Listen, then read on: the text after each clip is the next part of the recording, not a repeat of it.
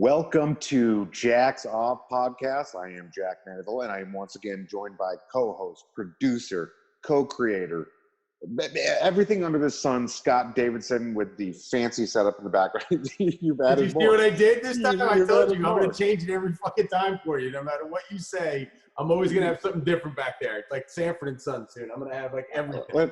Let's see if I can tell what you add. I know it looks like the Pat Tillman jersey. That's right. I did that on purpose because of our conversation, so I wanted to make sure I offended you. Well, if you're going to have any type of memorabilia in the background, that's one of the better ones you can have. Yeah, I did that. It'll be different tomorrow. We are joined by a special guest in special work circumstances right now. He's literally working in a tractor. MMA, Bellator fighter, UFC Army fighter. veteran, former All-American, Tim Johnson. Hey, how's it going, guys? Lucky for you, I got auto steer, so all I gotta do is turn around and click a button, and it does everything for me. I want to jump right into this.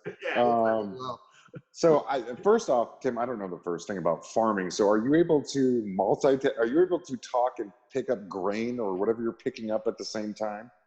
Yeah, right now I'm just I'm spreading dry fertilizer down before planting. So I'm working for a cooperative, and yeah, sun up, sun down, we're running around getting stuff spread. I guess so. I guess the best way to jump into the conversation is, I just want to tell a story. The first time I virtually met Tim was I worked for a company that made MMA shirts, and we did a lot of stuff. And Tim was literally, it was the night of his first UFC fight, and he had just weighed in, and he wore one of our T-shirts to his weigh-in, and he sent a picture of it, and I was like, "Holy shit, that's awesome!" So of course we tried to rally. We had like hundreds of thousands of Facebook and Instagram followers, and so we tried to rally everybody around this guy in his first UFC fight, which you not only won, but you got knocked out of the night, right? Yep, I got a performance bonus that night, and yeah, just kind of things worked out. That shirt was actually the shirts that you guys were handing out when I was still in the military. I got it at the All Army Combative Tournament. You guys were handing them out. So it was a participant shirt. and that first fight of yours too was your first time of many times fighting Russians. They love pitting you up against Russians. Yeah, Russians and just basically Eastern Europeans in general. I mean, I fought. Let me see. Yeah, so in all my fights, I fought 3 or 4 Russians, a guy from Poland. I fought, actually 2 guys from Poland. Never mind. So yeah, I don't know what it is. I think they tried doing like a old Cold War thing, and but sometimes it works out, sometimes it don't. Basically, anyone whose last name ends in Ov or Vich, right? Yeah, pretty much. All right. Well, this time, see, right now I'm refilling right now, so I'm gonna have to take us outside the cab, and we'll continue out there. This is awesome. I don't have to do anything. I feel like this show is gonna basically be itself. We don't have to. He looks like he's back on a convoy, like he's back in a pack. There we go. We're filling up with some more fertilizer here. And for people who don't know, so Tim, we'll move the story along. Tim and I ended up becoming good friends. He's come and hung out with me in my neck of the woods a couple times. I've come to his neck of the woods a couple times and hung out. And one of the times I went up to fart. Howdy, how you doing? Yeah, well, I'm doing a podcast right now. Where are you, in Laverne? Nope, I'm over. Right now, I'm kind of north of Springfield, Minnesota. Okay. I grew up my entire life in Minnesota. I don't even know where Springfield, Minnesota is. That's one of the bigger towns around the area, Jack. Come on. Can you give us a certain region? Southwestern. Okay, gotcha. Yeah, because if it's by Laverne, if he's north of Laverne, it's right on that corner. So yeah. Yeah, Laverne. Laverne, pretty much. You can count Laverne as South Dakota. Yeah. That's true. It is, right? You can walk across to shoot balls, basically. Yep. So one of the last times I saw Tim in his neck of the woods, I went up to Fargo, North Dakota. He just got done with training, so he comes back. I was just getting to his place. He throws a dip in, and the first thing he does is he sits down and he plays Farm Simulator on PlayStation. So I watched him for an hour just move grain, just like he's doing right now. I mean, it's more exciting than it sounds. I mean, you drive the tractor around, you combine, you pick it up, and then you put it in a bin. I mean, it's pretty entertaining. Yeah, I didn't believe Jack actually when he first told me. I had to Google it. I'm like, I got to see if this exists, and it did. And there was like multiple versions of it too. It wasn't like I know. It was one that was a bunch. Yeah, I even got the expansion pack so I could get the nice tractors. So Tim, on that note, let's go into your background. I think people have already figured out you're a farmer, but you're not only currently farming, you've been doing this your entire life. Yeah, I grew up on a hog farm. So like the old school hog farms where we actually farrow to finish, so we bred them, raised them, and send them off without no factory farming type stuff. So yeah, I was always like, that's the way I grew up. And that's kind of a lot of hard work. Nothing was automated, so a lot of the feed them was carrying 5-gallon pails of feed across the yard to go feed them. Yeah. And so, what part of Minnesota were you in? I'm assuming you were in southern Minnesota. Yeah, southwestern. Yeah, southwestern part of the state. Middle of nowhere. Yeah, Lamberton, Minnesota. So did you start wrestling young? I mean, I would assume because it's Minnesota. How old were you when you started wrestling? I think it was like 4 or 5 years old when I started wrestling. It's just the southern part of Minnesota is pretty big on the wrestling. Yeah, that's what you do down there. Yeah, that's exactly right. I mean, you got everything that produces out of those states are pretty significant individuals that come out and wrestle. So I figured you started like at that mat rat type age where you were 4 or 5. Yeah, and then it was 7th grade when you got to make a decision, and all your friends go play basketball, and everyone's like, "Oh, that's the reason why half the kids quit wrestling to go play basketball because all their friends did it." It's hard to convince young children to cut weight. Yeah, well, I mean, I probably should have been cutting weight. Like my 7th grade year, I was like 5'4" and 170 pounds. Yeah. Like if I got pushed down a hill, I wouldn't be able to stop myself from rolling. So when did you grow? Probably about 9th grade is when I stretched out sophomore year. Like I wrestled 171 from 7th grade, 8th grade, 9th grade, 10th grade. But I grew a foot. Yeah, no kidding. I mean, the people see you now, Jesus. Did you play? I mean, you're a big guy. Did you play any other sports other than wrestling? Actually, yeah, I just wrestled to wrestle. It was fun. I went to college to play football. Football was my main sport. Being from a small town, you're a two-way. I mean, you don't take a foot off the football field. So I played linebacker and a running back. Really? So you were a running back. Yep. Fullback probably 80% of the time, but they would move me to tailback. A handful of times as well. Jeez. And you were playing those small town where you like a 1A, 2A, 9-man school. 1A. My school is now 9-man. So for a lot of but when I played, it was single A. For a lot of people don't know this too. I'm sure this is the case in other states, but I've never heard of this in Texas. Maybe it's the case, but in Minnesota, there are some schools that are so small that they can only support 9-man squads. So they play 9-man football. Yep. Actually, in South Dakota, I think they even have 7-man football. Oh my God! Really?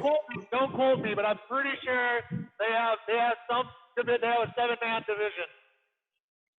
So, and then these kids, typically they play both sides. And I'm sure coming from a 1A school, you played both sides. Yeah, no, you never, kick return, punt return, vice versa, all of it. Like, yeah, I never got off the off the field. So I guess I had to be in pretty good shape. I get, and it's easier to convince 16 to 18-year-olds to do that because they have a lot of better cardio shape than. Yeah, so He's a running exactly. back, Jack. Could you imagine him coming out, the size of him coming out the backfield trying to stop him? Like, that's what I'm trying to think about. That's like when Refrigerator Perry ran for the touchdown in the Super Bowl. I mean, Well, well, my favorite player was always Mike Allstott. He was a runner. He was a pounder. He was. Yeah. You would have. God damn. I mean, I just can't imagine. How big were you in college? High school, I was about 225, 230. Then college, I definitely put on the summer before my college year. I probably put on 15, 20 pounds of not muscle. Oh, So that was kind of the beginning of the end for me because I went in as I got recruited as a linebacker, and when I got to school, they said I was too big, so they moved me to D line, and I absolutely sucked at D line, and so football wasn't fun anymore. So that's the next question is, so obviously, and I didn't know this, you went to college originally to play football. Yeah. When did you start wrestling in college? Because that's where you found real success, obviously. I started wrestling. All right, hold on one second here. Just gotta concentrate. Oh, got it. This is the best. This is great. Yeah, Like, no, This is my favorite. right now. Tim, All right, now I can get going. you're back in the rig, and you're going for another go around. All right, now we're back. This is great. Okay. No, college, because I went to a JUCO first. Okay. So yep, so right after school I went to JUCO, and the wrestling coach, JUCO, a lot of coaches double dip. Like you'll have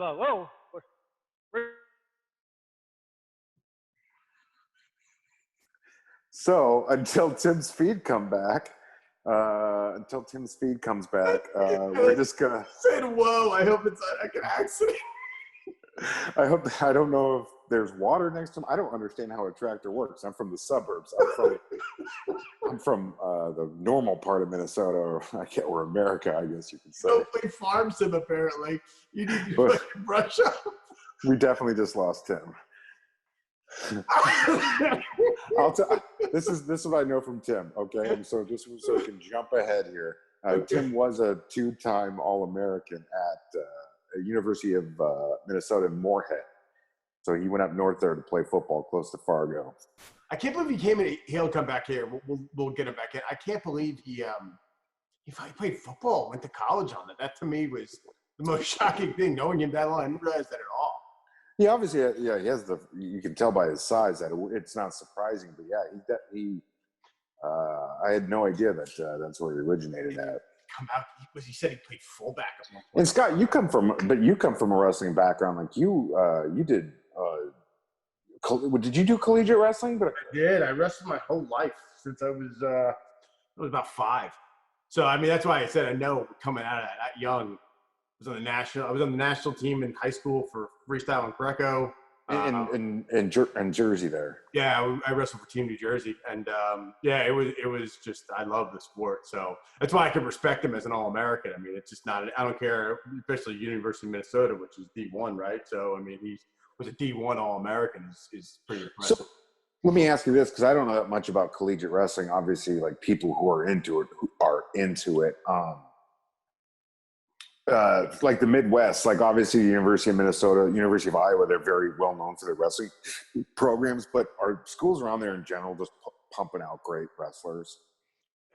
I would say it's all, interesting enough, it's all, there's actually hot spots. So he's got some places there, but like this is my opinion, right? I have wrestled and watched for all these years.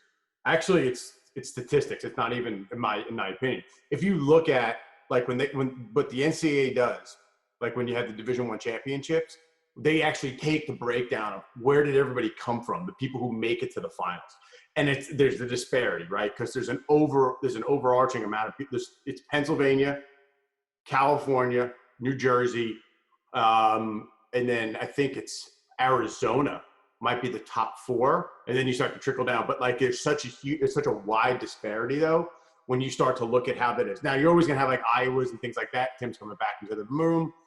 Here, give me a second. But yeah, absolutely. What's interesting is that there's always it's the most people coming in from one of the spots. It's going to be it's usually from those 4 states. It's because they have robust programs. There he is. We thought you got into an accident. Did he fall off again? Hold on. There he is. Yeah, there, guys. Hey, Tim. We were just going over the basics of collegiate wrestling while you were gone. Yep, hold on. Just got to hook on my Bluetooth. I dropped my phone, and then it shut off, obviously, because I hit really hard. Absolutely. And so while he's doing that, Scott, would you say that like a University of Minnesota or an Iowa, are they like the Alabama of collegiate wrestling, what Alabama is to football? Yeah, the Big Ten is the king up there. So and where'd you wrestle at? Me, I was a D3 garbage. Yeah. So I wasn't D1 like him. He was a Gopher. Is that where you were, Tim? No, he went to the University of Minnesota in Moorhead. What's the difference? There's a few satellite schools in Minnesota. Isn't that the same thing? Isn't Gophers Minnesota though, or am I thinking of that's the University of Minnesota, but they're the Twin Cities campus. Yeah, but it's still the same. Isn't it on the same university system, or I'm just debating? It's the same system, but different schools. So he wrestled at Moorhead, which is it's closer to North Dakota. There, it's right on the border of North Dakota. But it's not like there's 2 different teams. Yes. Oh, no yeah. shit. They have the University of Minnesota Duluth. Yeah. Yeah. So are you like, if the Gophers needed somebody like at the Big Ten up there, they would call you up? No, but Minnesota State is different than the university. Okay. Oh, I thought you went to the University of Minnesota in Moorhead. No, I went to Minnesota State Moorhead, and then there's Minnesota State Mankato, and Minnesota State. Yeah, I think that might be it. Well, but don't forget about the Minnesota State that Hayden Fox coached. Well, yeah. But you also remember that Minnesota is where Brock Lesnar wrestled. That's the reason why everybody knows who the Gopher is. So he was a Minnesota Gopher. Yes. Yeah, but he's from Webster, South Dakota originally. Yeah. Okay, so Tim, you did the JUCO thing, and then you went to Minnesota State in Moorhead, and you started wrestling there. I'm assuming you were a heavyweight. Yep. I wrestled heavyweight in college. I actually took a 2-year hiatus after JUCO before I went up to Minnesota State. So when I got done with JUCO is when I actually joined the National Guard, went to basics. Oh, gotcha. Okay, this is all coming together. Yeah. Yep. So, and then let's just say my grades weren't very good at JUCO because I concentrated more on the 12-ounce weights in the actual weight room. And and yeah, so I got luckily, I was older, so there's a lot of universities. If you don't take an SAT or ACT or have good grades in high school, a lot of universities, if you apply when you're in your early 20s, they'll waive that and just put you on academic probation your first semester. And basically, if you do well your first semester, you're good to go. And did you do well? I did. I actually made the dean's list. Oh wow! So, by the time you went from junior college to a 4-year university, you had found your motivation. Yeah, pretty much. And do you think the Army helped with that? Yeah,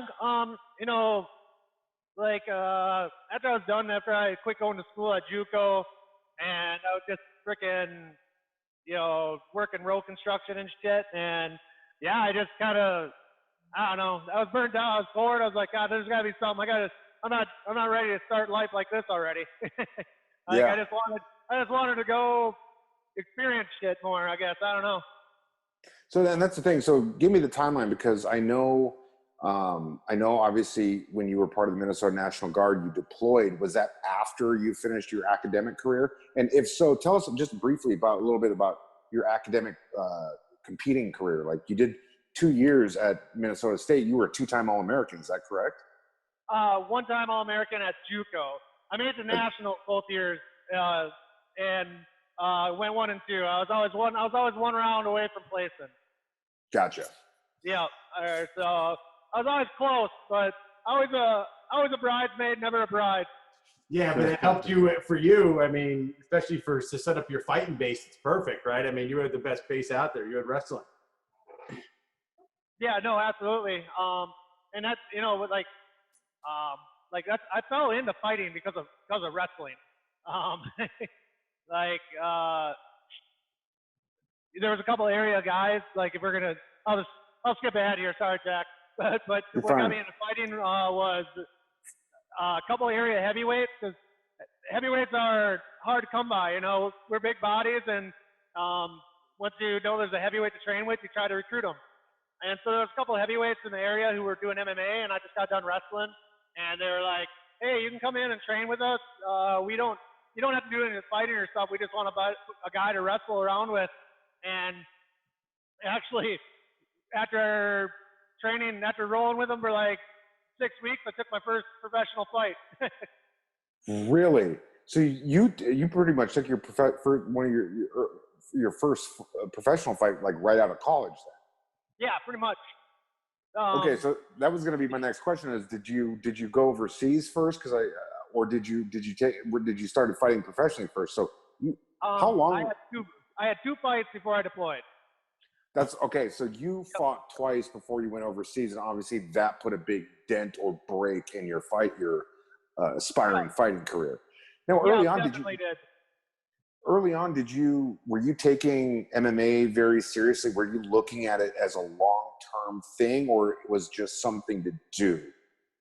Definitely was just something to do. Really? You just you liked competing? Yeah, exactly. That's kind of what got me into it. After I got done wrestling, like I guess, even competitive spirit doesn't die. Like I was just looking for something else to compete in.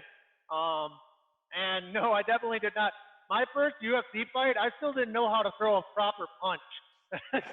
Which is ironic because you beat the shit out of the guy with your fist. Well, after I took him down on my feet, I was getting absolutely murdered. But no, he I'm gonna try to say, prior to my UFC fight, I was only been actually training the right way for about a year. Like I had all kinds of these fights, but I wasn't actually training the right way. So, and that's the thing is, and we'll get into this because you went from like these lower level regional MMA leagues to the UFC like that. Like there was no working your way up into more notable leagues, or you went from like small dinky frickin' high school gym fights to, you were fighting, in the biggest fight league in the world. Yeah, no, but definitely, I definitely took that jump up. That's for dang sure. But so let's talk. Go ahead. But like the fights in Fargo that I always did, those last couple, like 3-4 fights, they did a good job of getting people in who were notable fighters for me to kind of not pad my record, but make my record look better if I won. Interesting. So this was obviously after, or you were still in the Minnesota National Guard during all this. So let's give me a timeline. Like you did 2 professional fights and then you got activated and you went overseas to Iraq. Yep. And so we were deployed in 2011. Yeah, we got deployed in 2011, got back 2012. We did the pullout. We did the drawdown. So like a bunch of the Red Bulls were, last boots on ground. I mean, not technically, but I mean, all the combat operations, I guess. Well, you guys had the worst. I mean, people don't remember except for ones that lived it, but Minnesota National Guard, the Red Bulls, they had the absolute, probably the worst tour on the history in the war. 2007. The longest. Yeah, 2000. Yeah. It was the total time. It was insane. I remember we were there. They were in country 18 months, but they didn't see their family for 22. There you go. They were away from home for 22 months.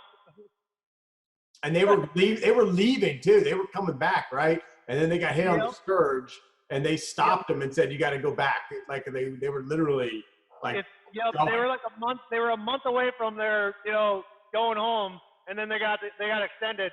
Because back then, that's when we had our train up the train ups were 6 months long. So you were gone train up for 6 months, and then your 9 months or whatever deployment. Then they got extended another whatever the heck it was. But yeah, that was there was a lot of, let's just say our retention rate wasn't very good after that one. So you did your deployment. Obviously, that's not a place where you're getting the nutrition you need. That's not a place where you're getting the training you need. That your body's probably withering away and everything while you're out there. So, and by the way, before we even go in, what did you do in the Army?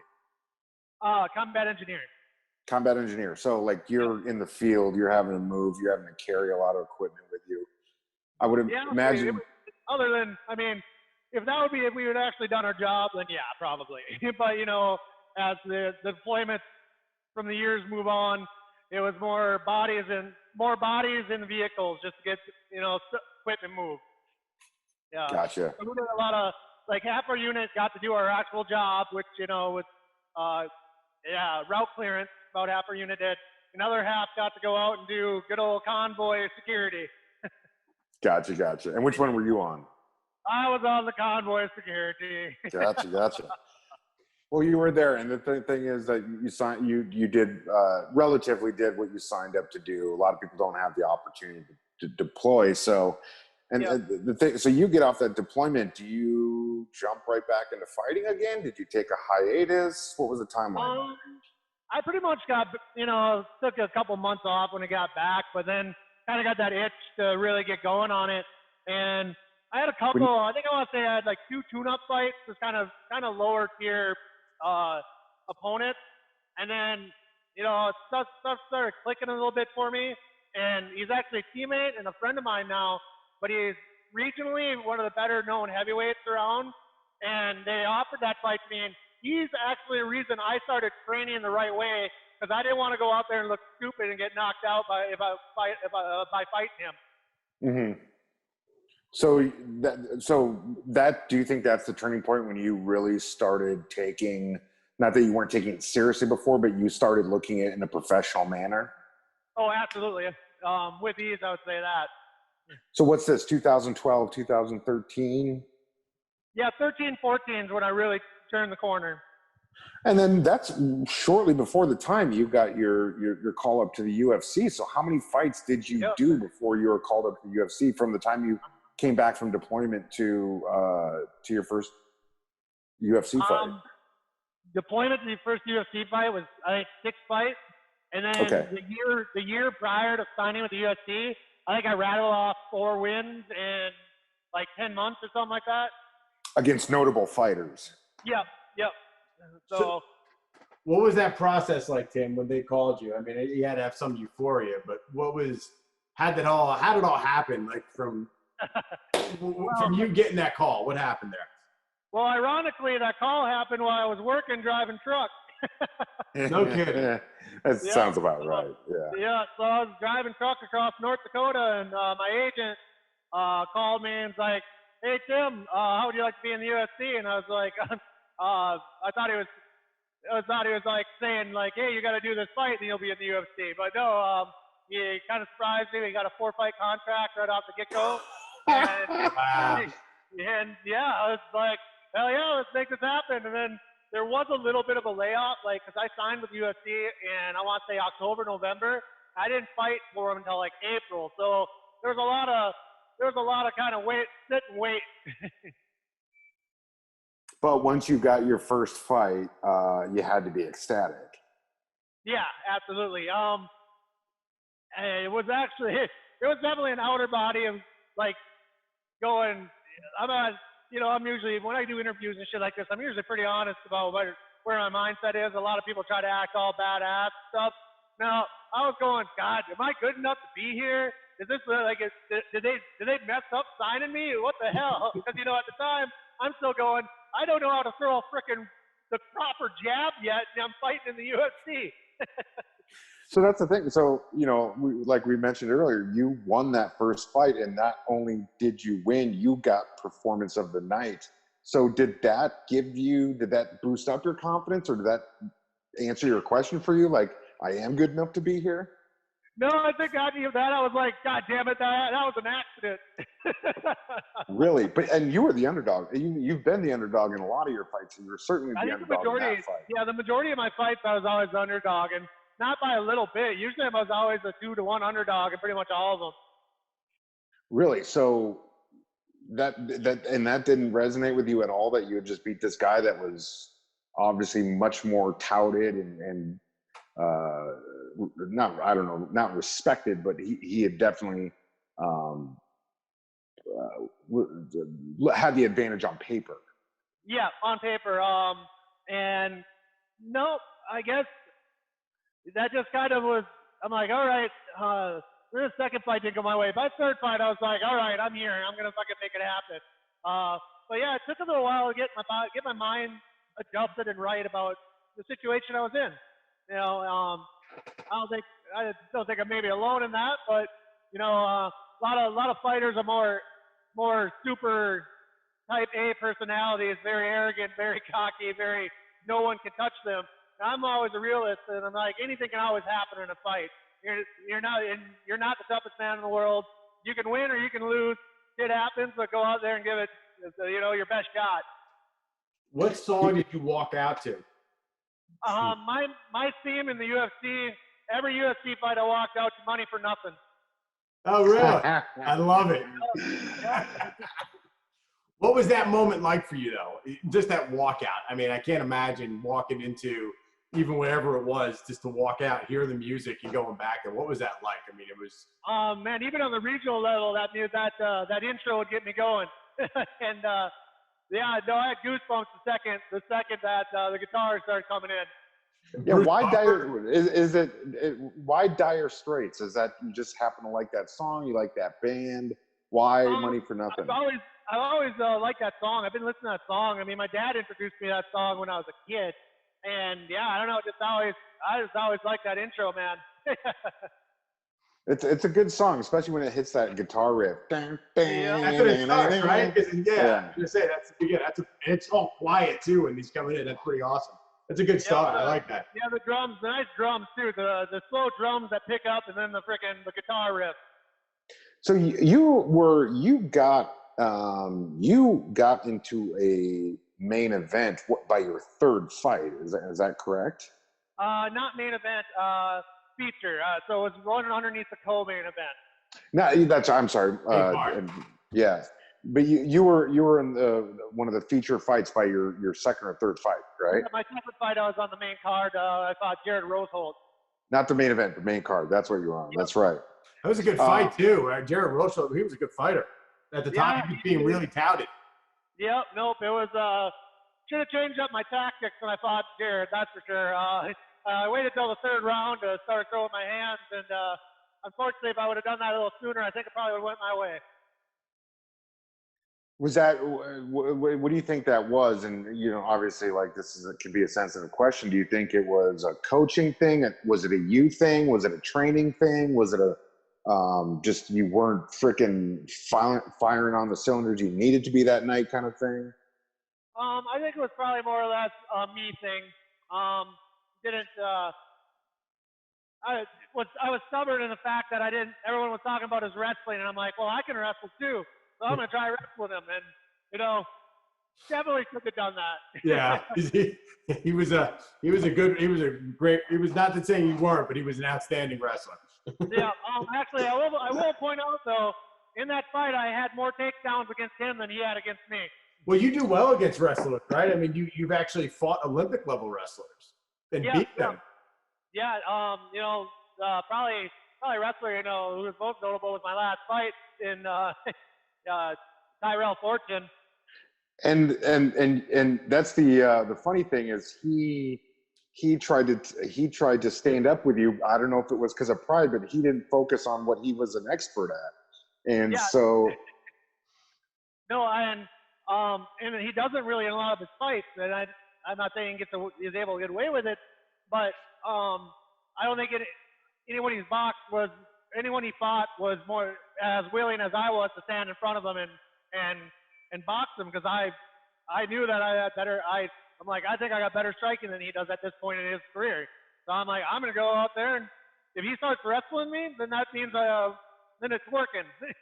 Right. And I would imagine this is one of those situations where your experience outweighed his youth and motivation. Yep, I'd like to think so. He crumbled too. You walked him off. That was the best knockout. I mean, he crumbled. Yeah, I know. That was the first time I've ever done that to anyone. It was kind of like, oh crap, this is a fun feeling. I should try doing this more often.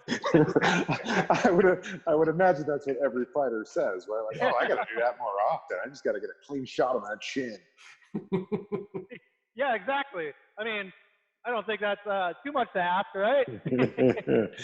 It's a lot easier in the video games than it is in real life.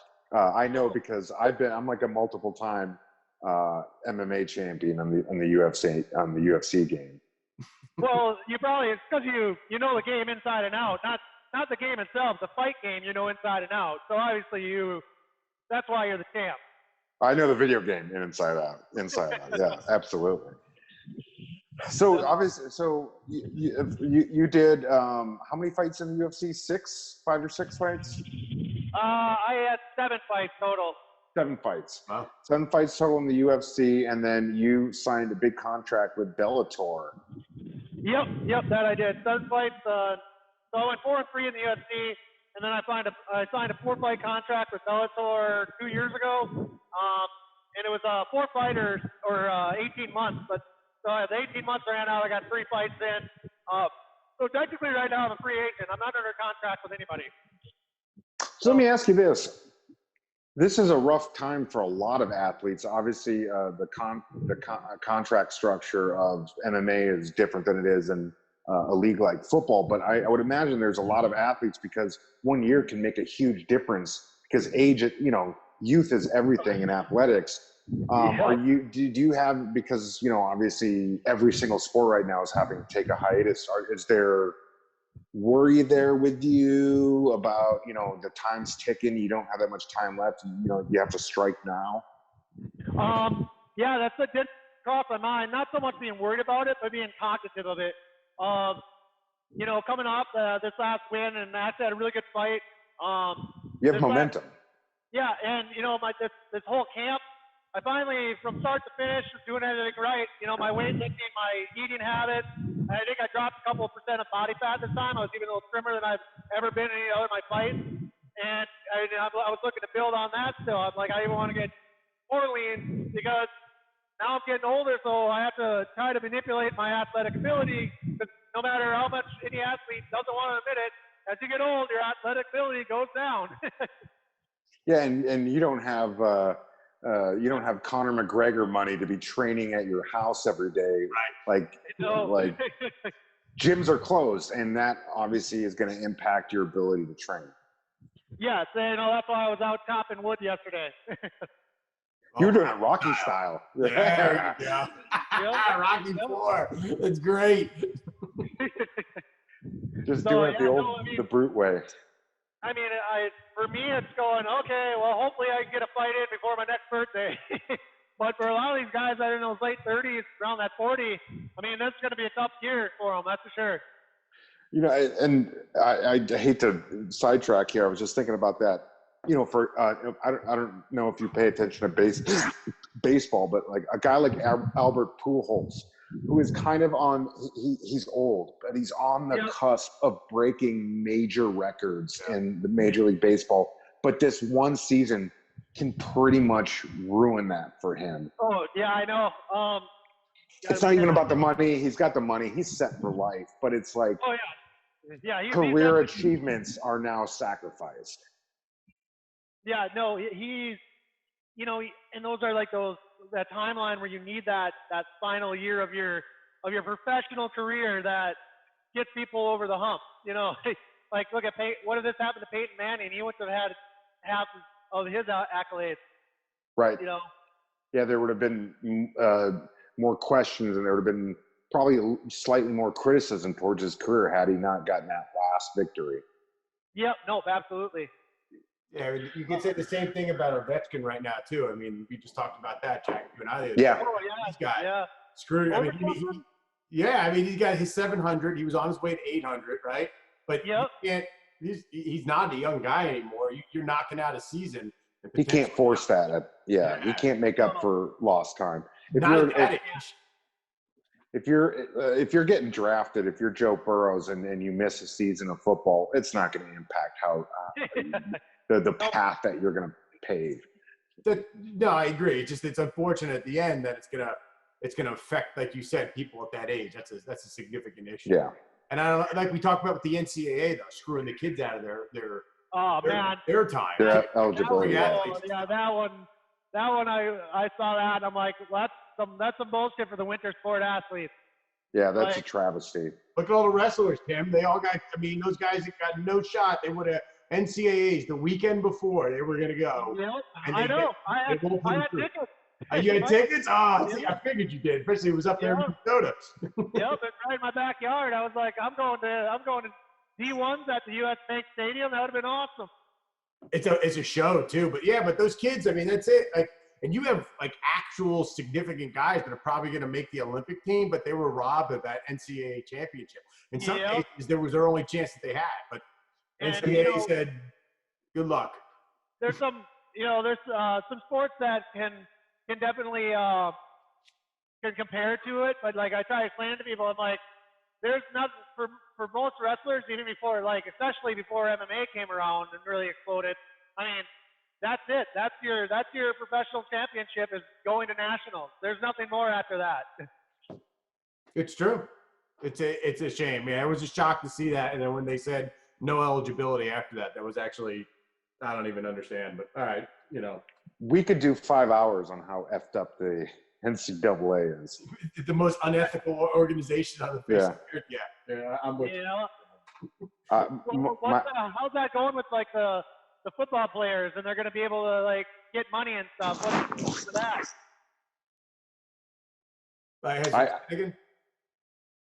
Yeah, that's I think a couple states allow college kids next following year to receive money.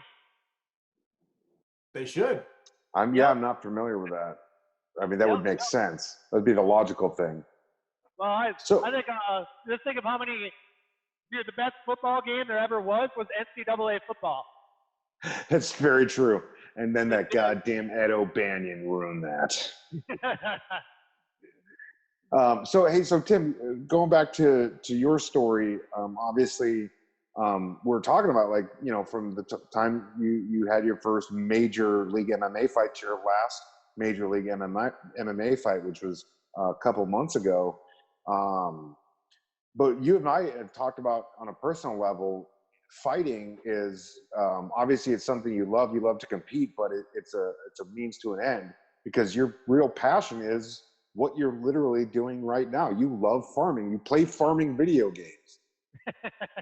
Yeah, I love being back. I love being back home. I'm definitely I'm not per se a city person, but with that said, who knows? You never know what path to take. Who knows if there's no guarantee that I'm gonna come back or come back to Lamberton, come back to Minnesota and do this the rest of my life. I still got a handful of years, and I guess I could call it the entertainment industry. And who knows who I'm gonna run into or what kind of offer I'm gonna have. I always keep myself open to some new adventure, I guess. Mm-hmm. Well, I'll tell you one thing. There's no shortage of big guy roles in Los Angeles for ex-athletes. If you have somewhat acting job, I'm telling you, man, I've been wanting to get you involved with my friends at Bet TV, Tim. I know. It's like, hey, I know. I've been working on my acting thing. I try to memorize like 3 words at night and remember in the morning, and I always screw it up. He just needs to be the menacing guy in the corner to hit people. Yeah, hey, Tim, it's like any job. It's like fighting. It's just you have to build yourself up. So we'll take you step by step into the acting world. Exactly. I mean, I think I'm a pretty good actor. I mean, I act happy all the time, right? Well, speaking of being happy, personal news. You're getting married this summer. Yep, getting hitched this summer. Hopefully, fingers crossed. You've been with your fiance for quite a few years now, right? Yep. Just surpassed 3 years ago, a little bit ago. Actually, it's her birthday tomorrow. I'll make sure I wish her a happy birthday. Yes. She'll take a. You still got any banana hammocks laying around? Because she will take a banana hammock pic from you any day. I'll find one. She'll appreciate it. His fiance Jess and him, they actually not his last fight, but the fight before, they swung into San Antonio here, and we hung out for the weekend, and we had a great time. Yeah, that definitely did. I think honestly, I haven't experienced one of those hangovers like that since college. Oh, Tim, I don't know if I sent you the meme. Yeah, like I ended up. I'm rarely that guy, but I ended up being the guy driving to McDonald's, and I'm sure you were happy to be eating McDonald's fresh off that fight. Yeah, that's right. That's it in the memory bank. Frickin' 2 a.m. Sit up to McDonald's. Yeah. Yeah, I was driving Tim's Mustang through San Antonio. I felt cool as hell, and then we sat in the McDonald's line for like an hour and a half, and it was the slowest McDonald's I think I've ever experienced. Either that, or I had the drunk munchies really bad. I was really hungry. I think it was a combo of both, but you definitely had the drunk munchies. Yeah. It was probably a 10-minute wait, but it felt like an hour. That's funny. So Tim, what are, I mean, we kind of alluded to it earlier, we joked about it, but I mean, when fighting, whether it's whether the league doesn't open up again, which I don't think will happen, or maybe it's 3-4 years from now, and you finally decide to hang up the gloves. What are your plans after post fighting? Post fighting plans as of right now is, once fighting is done, I'm gonna say salute the city and say see you later. It's been real, but I'm heading back to the middle of nowhere. Going back to the farm. Yeah, going back to rural America. Like 9-man football America. Yeah, I know. No, not when I get back. When I get back, I'm recruiting every boy in the school. They're playing football again. Well, that's something that's not talked about. Like, every generation. It's like our parents say something about our generation, the next generation, blah blah blah. But I do know talking to a lot of high school coaches, they have the bodies, but a lot of kids don't care anymore. I think they don't. They'd rather go do something else than to work hard at something, I guess, physically. Do you think it's hurting athletics in general, or specifically football? Because I know youth football is decreasing in America right now. Yeah. I'm not sure about other sports though. As far as I know, basketball is thriving. It's thriving worldwide. Hockey, as far as in Minnesota, hockey is not going to go away. That'll always be there. Freaking cake eaters.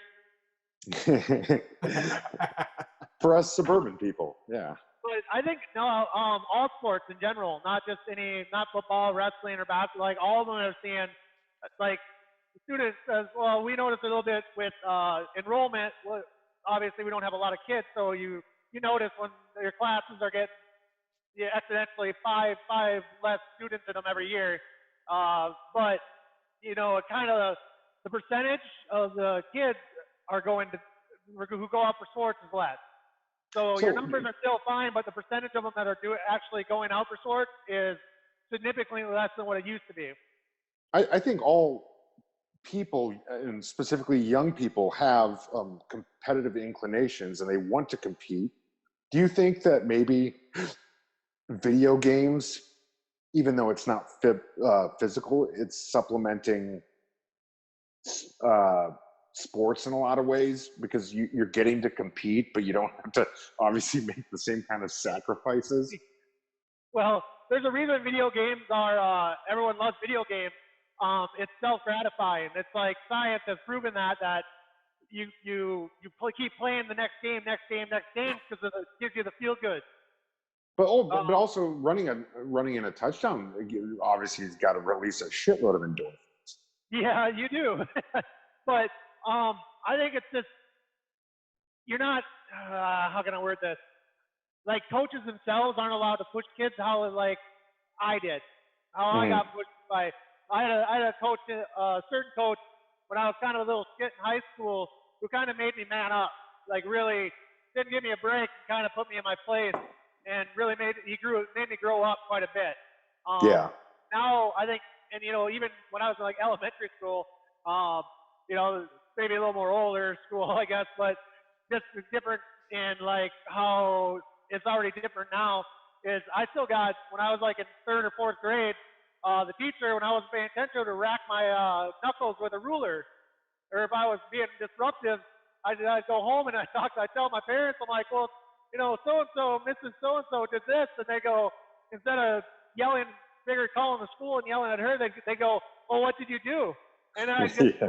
like, they knew that I was eating a little shit. It's a good point though, Tim. I mean, you just brought that up too. He's absolutely right. I think about that now, Jack, too. I think we even talked about this, I don't know, in the military, but I remember in high school specifically, my old coach would smack me in the face, 100%, without a doubt. And I was a big dummy and being a fucking jerk off, and I deserved it every second of whatever I did. He'd smack me. I'm not going to say which coach it was, but he absolutely did. But you know what? It wasn't like I'm going to go tell somebody. It was like I'm being a jerk off. I got to stop what I'm doing. Like that, and that absolutely, I can't imagine that happening today though. I think kids would be out and fucking get the fun. Oh my God, look what he did! But I deserved it. I mean, I do remember, especially a specific time. One time he really actually hurt me. I was like, I deserved it every time. yeah, like we deserved it. Just like the same thing with the military. I don't know if it still goes on, but I was hit in basic training. I mean, they would gut shot me. At least the drill sergeants would always try. Yeah, it would be their move. I mean, I don't know if it happens anymore. Yeah, I think when I went, maybe Jack. Well, Jack was one of those Marines, so I'm sure they still make you eat soap and stuff like that. Well, they did go overboard a couple times. I would never say there was any blatant physical abuse. There's probably times where they broke the rules, but I never saw anyone be struck or anything like that. And I don't think that gets the best out of people in a lot of ways. Obviously, having strict regimen, strict rules and guidelines, and expectations is ideal as long as you follow through. I don't think a 25-year-old man striking an 18-year-old is necessarily going to make him better in the long run. I kind of expected it though. That was it. I mean, the movies maybe got me prepared for it. Like, it wasn't a surprise to me that like the guy gut shot it. You know what I mean? Because I mean, I grew up watching Full Metal Jacket, so my mind was generally starting to harden. Was going to be that. Yeah. And so I guess I wasn't, if I look back on it now, I'm more surprised that it didn't happen more. Like, it was only a couple occasions. And it wasn't just me, it was a couple. And it was one drill sergeant that did it to everybody. So that was his thing. There's always the one. Yeah. That was fun. That took it a little, who was the more intense of it. Yeah, and then, I mean, we had all kinds of, I had one drill sergeant, I remember, I don't know, Tim, if you had this too, but he would fucking come hammered to work. That was great. Basic training. He was a fucking mess. I hear what I'm talking about. I hear stories about dudes that went to like basic training or boot camp in maybe like the early 90s, mid 90s, late 80s or whatnot. And they talk about like, it was like the Vietnam era holdovers that trained them. And those guys were just a wreck. Like, they were all alcoholics. They were, like, they were probably like 45, but they looked 80. And like, dude, I can only imagine. Yeah, thinking about like when I went through basics, it was usually drill sergeants. I just got back from like their second tour overseas, like in the Iraqi freedom. Like, imagine the drill sergeants back in Vietnam, man. Oh man. Yeah, in Vietnam, we tend to forget that era we think that they lowered the standards in recent years because of the surge and whatnot, but like, they let anybody in during the Vietnam era, and they let them stay in afterwards if they wanted to stay in. And that's the military in the 80s, I hear, was worse than it was during Vietnam, because it's just like they never really recovered. Yeah, they had to reinvent themselves essentially.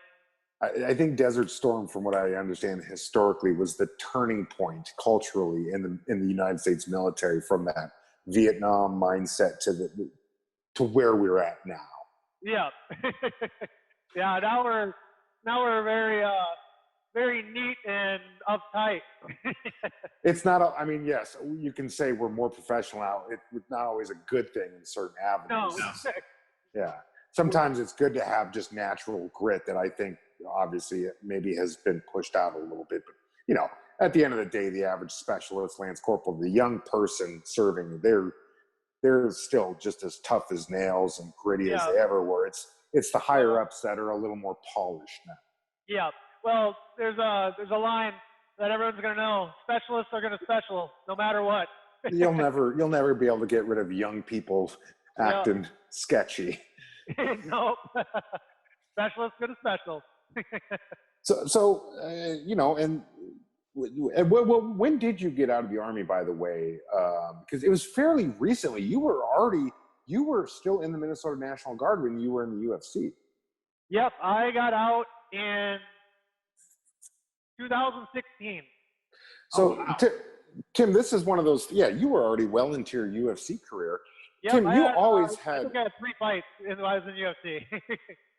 And you always had these beautiful, big, epic. Tim, your thing is every fight you managed to have some sort of epic facial hair. But even when you were in the Army, you were freaking. I hit a lot. When I knew I had a fight coming up, I'd stave it in and I'd make sure I didn't run into any higher up. Because you like would show up to these fights with like these Master Chief mustache. Yeah. So, big old, like, it was definitely probably a half inch over regulation on each side. And hey, so you were in the UFC and in the Minnesota National Guard at the same time. Did your because I remember when I was in the Marines, like if you were good at grappling, like they'd let you get away with anything. Like, did you gain immediate clout within your chain of command? Yes and no. They definitely let me. I'm not gonna lie. I probably got away with. I got a lot more leeway than a lot of other soldiers did, probably. Mm-hmm. I even probably one of the cooler things in my military career, which is something so simple, but let me see. The Brigadier General over the Red Bulls, he wrote me a card, like personalized it, because it was after my first UFC fight, and he must have got word of it, and he gave me his phone number. He's like, "You have any problems? Make sure you give me a call." That's pretty good. A little red carpet treatment. Yeah. Like I never used that ace in the hole, but it was nice to know I could if I ever needed to. Yeah, that's great. So you get out of the Army about halfway through your UFC career, and obviously we've already kind of gone over where you're at now. I mean, let's go into your last fight. Like you, once again, as per usual, you were the underdog by a lot, and this was some. The man that you fought, the young man that you fought, like he was kind of one of the golden children. They wanted to see him victorious. Yep, and all of MMA, not even Bellator. Like if he was a free agent, UFC would be doing everything in their power to get their hands on him. Yeah, they were. I mean, he was an excellent wrestler, and then. Yep. And obviously you come from a wrestling background, you have experience wrestling, and you're an excellent wrestler in your own right, but you guys didn't wrestle. You guys stood up. Yep. No, and to his credit, he doesn't really wrestle. Granted, he hasn't really needed to wrestle because he's been able to stand with everybody, and I knew that. So I was like, all right, I'm not worried about his great wrestling because he never uses it in fights. So I have all confidence in the hands, and it's party time. That's great. So, and we talked about this earlier too, like, when this is all over with, you obviously want to get back to the country and everything.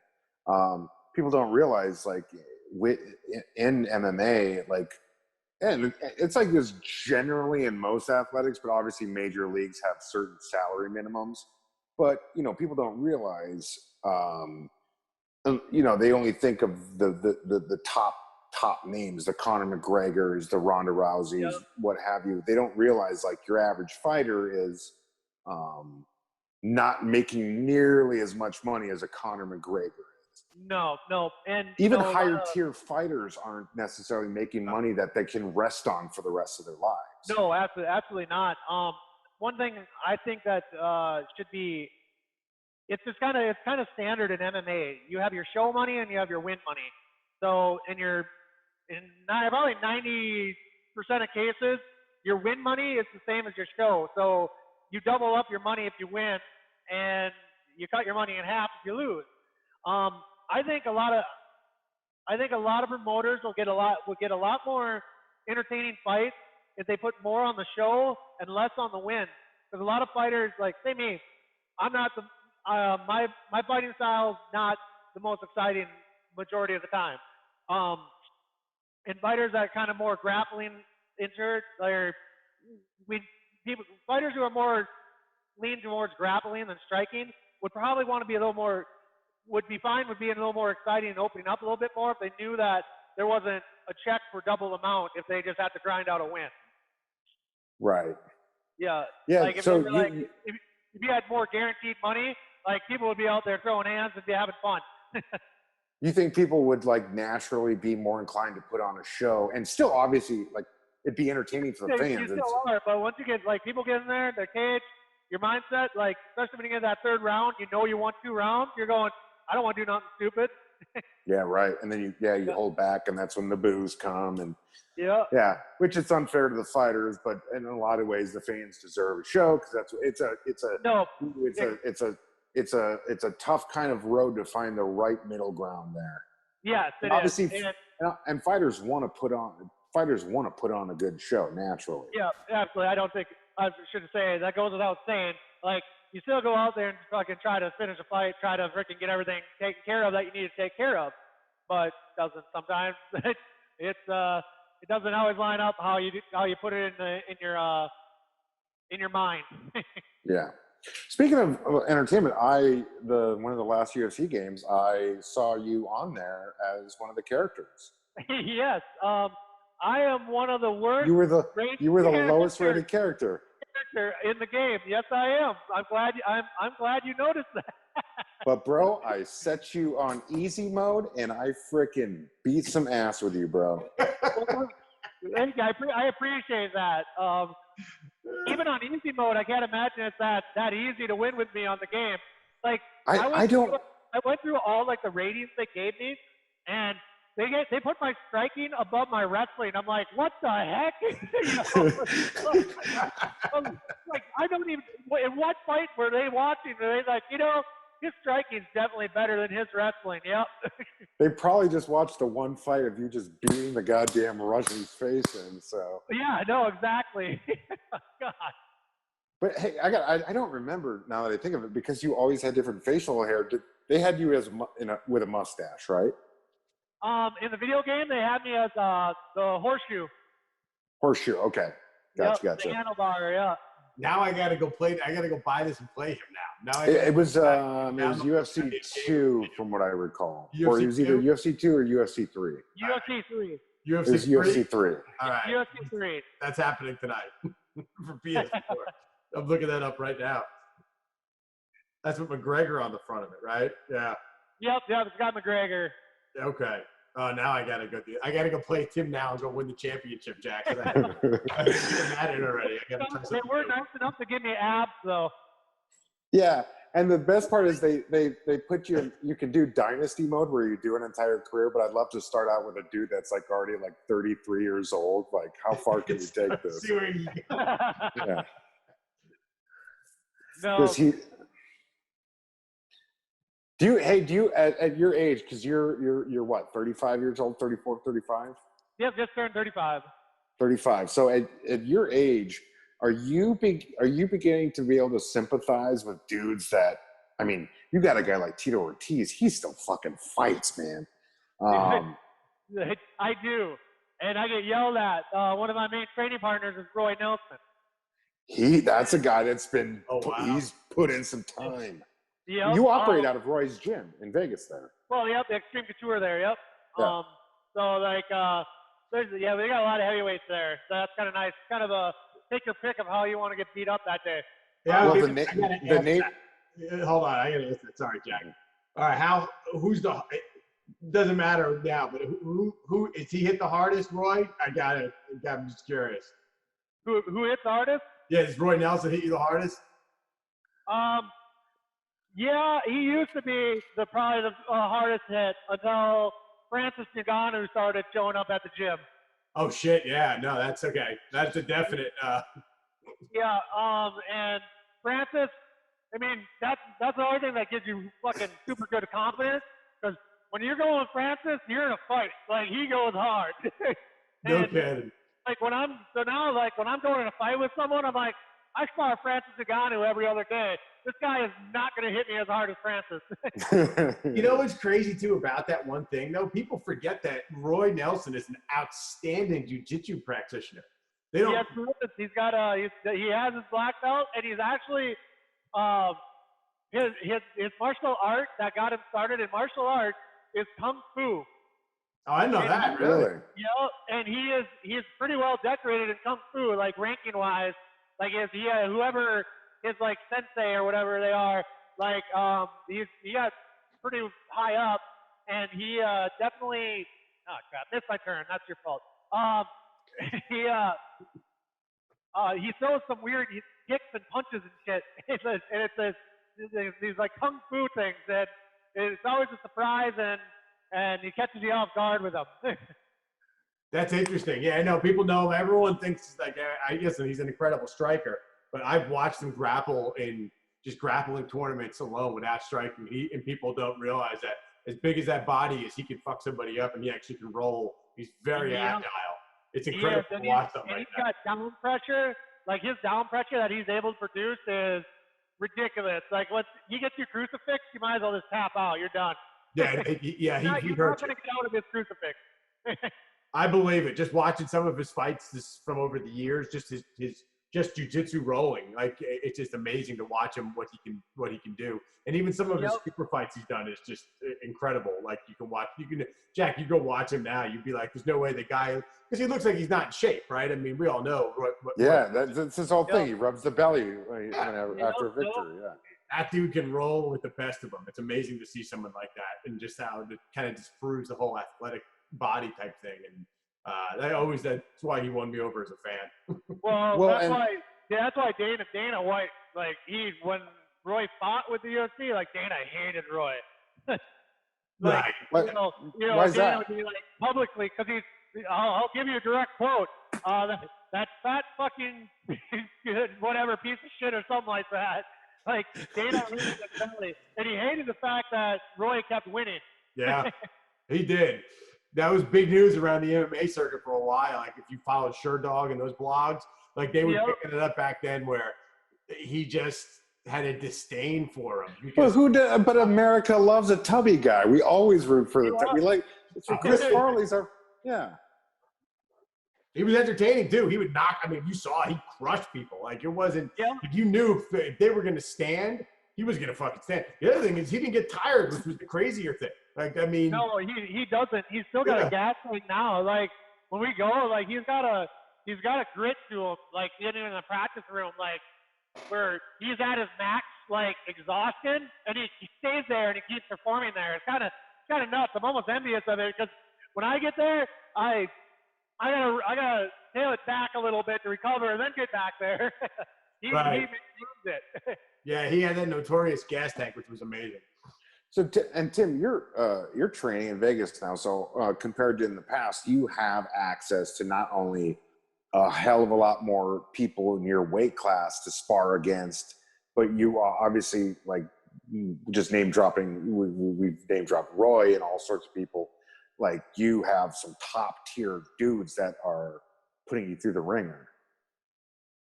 Oh yeah, and it's a revolving door. It's nonstop. It's Extreme Couture there is it's kind of a traveler's gym, because so many people come to Vegas, and you never know who's going to be in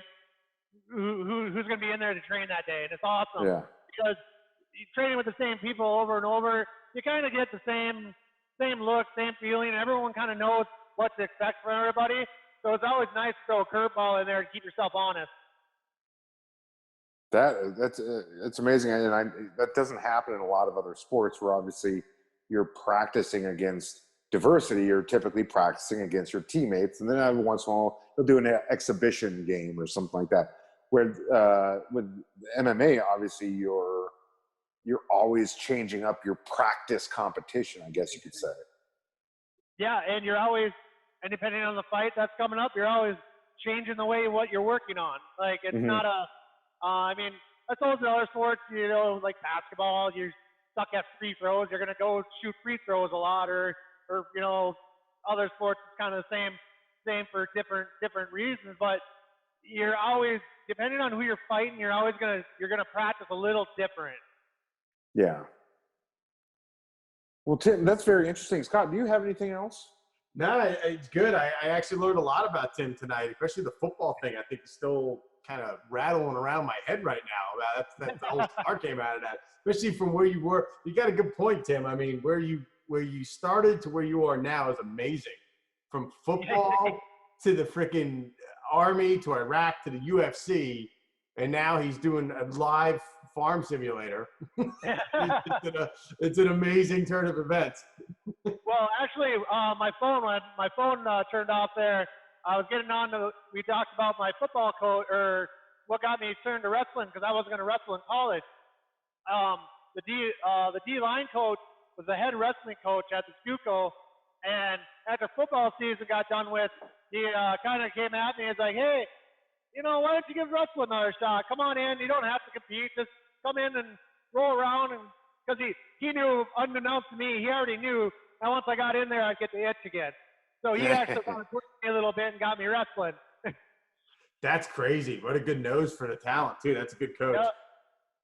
I read or heard some sort of statistic years ago that people who grew up wrestling, not necessarily even at the collegiate level or beyond, but people who like wrestled as kids, as teenagers, there's a disproportionate amount of financial success and professional success with people from those backgrounds, because that specific sport at a young age, playing football and everything, kids don't really have to sacrifice diet or anything like that. But at a young age, people who wrestle are having to learn about sacrifice at a very, very young age and delayed gratification and things like that.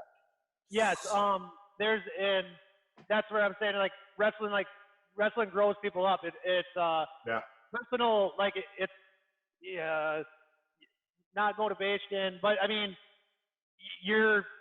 if you don't make weight, it's no one else's fault but yourself. Right. Like it gives you that accountability. Kind of accountability. Thank you. I'm driving through town right now, so I'm trying to concentrate.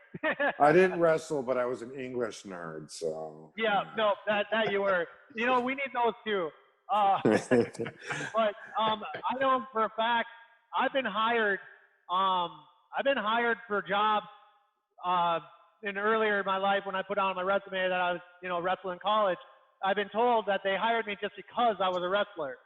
Really? Yeah, just because they know that that I know how to work, and personal accountability is there. That's very interesting. Per my English understanding, that's very interesting.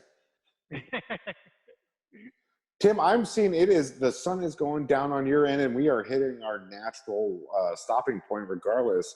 Dude, thank you not only for coming on the show and chatting us up. Thank you for making it the most exciting background we've had thus far. You can't get that on Zoom. You cannot do that on Zoom. That's all I'm going to say. This is my favorite one. Well, I appreciate you guys having me on. And honestly, I didn't know I was going to be working this late tonight because I didn't know we were going to be going this hard yet. I thought I was going to have an early day, but looks like I got my first 16-hour day in. Dude, we appreciate you making the time. This has been unique. Like, this has been a fun way to do it. Yep, absolutely. All right, Tim. Well, it was good seeing you. And again, thanks again.